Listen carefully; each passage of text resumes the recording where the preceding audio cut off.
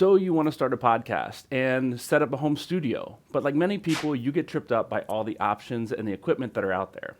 So in this video, I'm going to tell you all that you need to start a podcast and some ways you can level up the quality and the equipment as your time and your budget allow.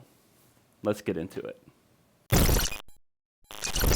One of the most important pieces of equipment that you need as a podcaster is a microphone. And here on the table is a variety of microphones that I've used for my podcast over the years.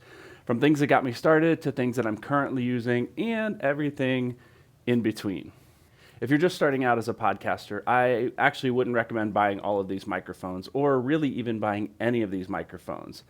Because if you're just starting out and you've never created content before, there's really an art to it that you need to figure out. So I would recommend actually starting with what you have, whether that's just the phone that you have and the built-in microphone in that phone.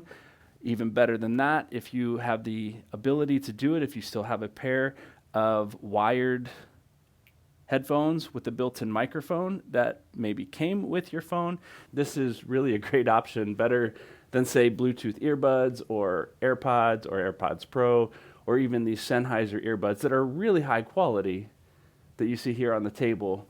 A step up from that, if you're looking for something to just be mobile, something that I'm actually recording on now is the DJI mic system. And you can see it's missing one of the mics and transmitters. That's because I'm using it right now. This particular one comes with 2 mics and transmitters, a receiver, and a couple different adapters to plug into your phone, to plug into a USB-C port on your phone or your computer, or a cable that plugs directly into your camera. I'll put all the links to these microphones and a few others that I would recommend in the description if you're interested in that with all the current pricing so that you know what you might be getting into. Now, this is kind of a mobile setup. The Zoom F1 field recorder also would be a good mobile option. This is kind of an all-in-one system that I'll actually talk a little bit more about later in this video. But most podcasters can be found sitting behind a desk like I am, or in a chair at home or at the office, or even in a studio. And so if you're looking for more of a typical podcast type microphone, you can look at USB mics and XLR microphones. USB mics tend to be a little cheaper, but not always. There's actually some really good USB mics out there on the market now that are costing several $100s. I do have the Blue Yeti here, and that's a pretty popular microphone that you see in a lot of other YouTube videos and podcasts. This is a USB microphone. It doesn't require any additional equipment. It's plug and play right into your computer if you're recording your podcast that way. The other type of mic connection is an XLR connection like you'll see here on this PreSonus PD70 mic. It's a pretty standard mic connection that you've seen likely anywhere you've seen microphones that aren't USB microphones. The other mic here on the table is my go-to podcast microphone. It's the Rode Procaster.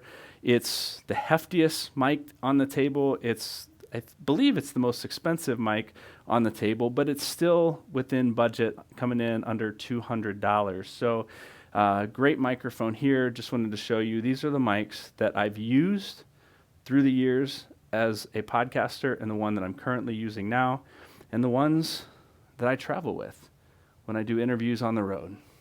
When it comes to audio interfaces, your choices are much more limited than your choice in microphones. Simply put, an audio interface converts your microphone signal into a USB signal that your computer can read.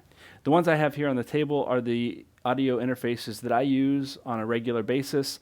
This is the Rode Procaster, the OG Rode Procaster, that comes with 4 mic inputs, some additional inputs like the phone input. It has a Bluetooth input, a couple of outputs, separate headphone monitoring systems, and your master volume, along with 8 programmable pads that you can program 3 times, 3 different ways for each pad, for a total of 24 different audio clips and sounds that you can put on this Rodecaster Pro. It comes with onboard processing, but along with all of that it comes with size. As you can see, this interface, this Rodecaster Pro, takes up some space on the desk. So the Rodecaster Pro could be a great way to go. There's actually a new version out, the Rodecaster Pro 2, that's been out a couple years now. There's also the Rodecaster Duo that's out that can take 2 microphones and has all the onboard processing but is much smaller than this. So keep those in mind as you think about the size of the desk that you have and the space that you are recording in. The Zoom H6 is the one that I'm currently using. It does have 4 XLR inputs and can be expanded up to 6 XLR inputs. It's a very capable USB interface, and it's much smaller than the Rodecaster Pro. This Zoom F1 field recorder I told you I would mention because of its versatility for travel and desktop podcasting. Again, it comes with different mic capsules that you can snap on, but it also can work as an interface. So if I were to podcast and I wanted something off screen, I could use this, run a USB cable out into my computer and record directly from here. Let's move on and talk now about your cameras. I saved cameras for last because, well, not everybody is going to need a camera to record their podcast. But if you are creating video content for your podcast, whether the full episode that you're posting on YouTube or just clips for social media, having a camera for your podcast is a great option. Now, I have a few cameras here on the table that I've used that I'll just briefly mention. The first is my iPhone. Now, this is just a prop. This is an iPhone 6 that I found in a drawer. It does still work, and I did still do a video that I shot on this phone showing what you can do with even this camera with good lighting. So I'll link that in the card above. But I put it here just to remind me and to remind you that the camera on your phone right now is pretty high quality. It's more than you need to start creating video content on YouTube, and it's more than you need to create video content for your podcast. My first upgrade in camera was to the Canon M50 that you see here on the screen. It came with the 15 to 45 millimeter kit lens, and I used that for years until I upgraded my lens, which I'll show you in a moment. The Canon M50, this is the original, not the Mark II, but it does shoot in 4K, it shoots in 1080p. It's a workhorse. I still use it for projects. Now, my next upgrade wasn't a camera at all. It was actually just an upgrade in a lens. Now, this is an EF lens that I borrowed from a friend.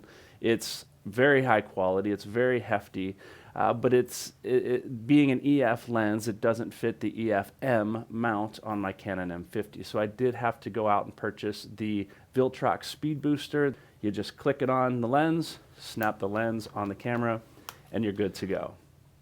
And just recently, I upgraded my entire camera system. I'm now using the Canon R7 to film this video. This camera does also have a crop sensor, but it's not as small of a crop sensor as the Canon M50. It's got a wide angle 15 to 35 millimeter lens, f2.8, that I'm using currently. Now, the only other thing that I didn't talk about in this video quite yet is my lighting, because, well, again, not everybody is doing a video podcast. So if you're interested in lighting, check out the video that I referenced earlier that I shot on an iPhone 6 to show you what good lighting can do, even with an older camera. If you have any questions about the equipment that I mentioned in this video or any other equipment that you're considering purchasing for your podcast's home studio setup, let me know that in the comments. I'll do a video on it if I can, or I'll at least do some research and try and answer your question and help you out with that. That'll do it for this video. Thanks for watching. Check out more right here on Summit City Studios, and don't forget to subscribe to Good Podcasting on your favorite podcast platform, or stick around right here and watch those episodes in 2024 on this channel. I'll see you in the next video.